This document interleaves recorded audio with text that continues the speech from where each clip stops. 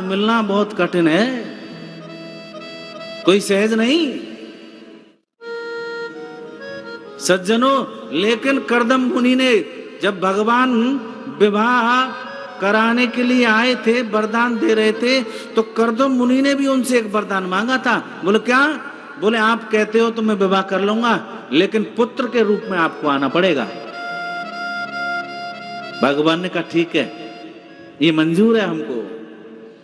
कर्दम मुनि ने सोचा ठीक है, विवाह कर लेंगे, एक पुत्र हो जाएगा, गृहस्थ को त्याग देंगे।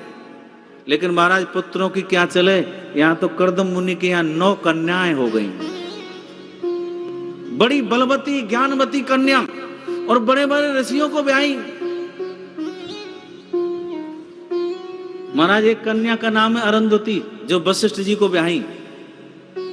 एक का नाम है कला, मरीचि ऋषि को ब्याही।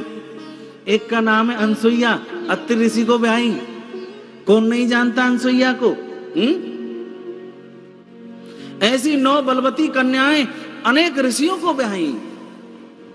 और सज्जनों आज 10वीं संतान के रूप में भगवान स्वयं प्रकट होकर के आए, कपिल देव के रूप में। बोले कपिल देव जी भगवान की जय, कपिल देव भगवान की जय। जैसे ही सुना महाराज बहनों ने कि हमारे यहाँ भाई आया है, भाई का जन्म हुआ है, 9 बलवती कन्याएं आई। महाराज बड़ी प्रसन्न हुई। छोटा सा नन्ना सा कपिल देव आज देवहूति मां ने स्नान कराया। फिर कर्दम मुनि ने जरा भी देर नहीं की, कपिल भगवान के दर्शन किए, वन को चले गए। जो प्रण था, जो संकल्प था, और भगवान का भजन करने लगे। सज्जनों लीला आगे बढ़ी, स्नान कराया, वस्त्र पहनाए, जूड़ा बांधा, चंदन लगाया, व्यास गद्दी पर बिठाया। यहां से शुरू होता है कपिल देवहूति संवाद। और कहा सुनो बेटा, हमारा मन भगवान के चरणों में नहीं लगता, क्योंकि मन बड़ा चंचल है, कैसे तेरा भजन करूं, ये मन भटकता है, क्या करना चाहिए? बोले मन को गोविंद में लगाने के लिए पहले हमको संयम को धारण करना पड़ेगा, नियम को।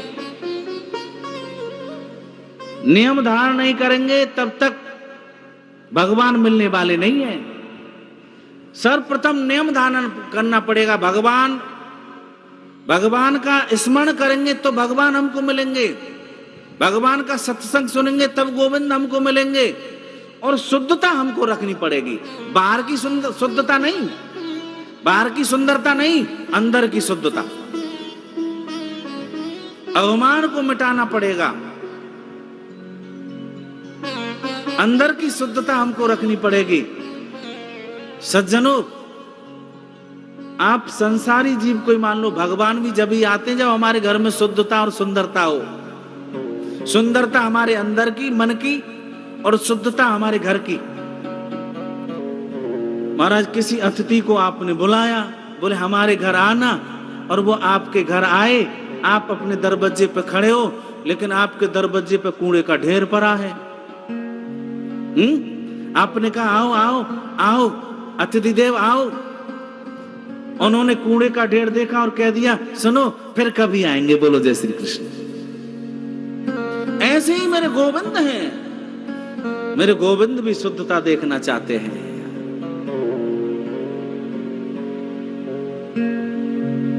मन को शुद्ध बनाओ, हृदय को शुद्ध बनाओ, अंतरात्मा को शुद्ध बनाओ। आत्मा तो दिव्य होती है, वो तो अजर अमर है, लेकिन हम इस शरीर को सुंदर बनाने में लगे हुए हैं। सज्जनों भगवान के हंसते हुए भगवान के दर्शन करो, भगवान के चरणों के दर्शन करो। कपिल देव जी कह रहे हैं, बोले भगवान के चरणों के दर्शन क्यों बताए? क्योंकि भगवान के चरणों में अंकुश, ध्वजा और वज्र होता है।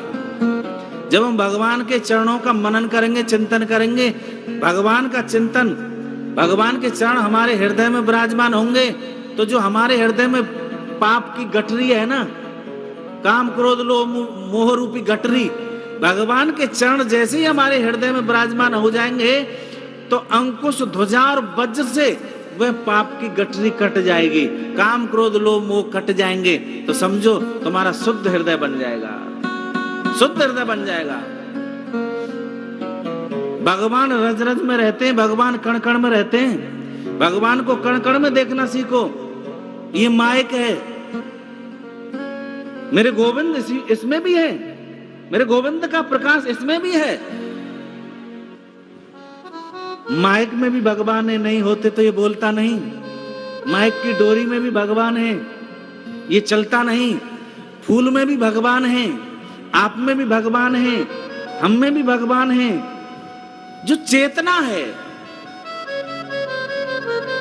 हर जगह भगवान है, रज रज में कड़ में। महाराज एकनाथ जी महाराज हुए। एकनाथ जी ने एक विचार किया, बोले गंगोत्री में स्नान करके रामेश्वर धाम जाऊंगा और रामेश्वर जी पे जल चढ़ाऊंगा। ये प्रण लिया, गंगोत्री में स्नान किया। एकनाथ जी महाराज ने संत हुए और महाराज कमंडल में जल लिया। गंगोत्री गए, यमुनोत्री गए, हरिद्वार गए, केदारनाथ गए, बद्रीनाथ गए। महाराज काफी समय हो गया वहां पहुंचते पहुंचते, तो रामेश्वर धाम का जो मंदिर है उसकी चोटी दिखने लगी। धूप पड़ रही थी। उन्होंने सोचा ये वृक्ष है, थोड़ी देर के लिए बैठ लेते हैं।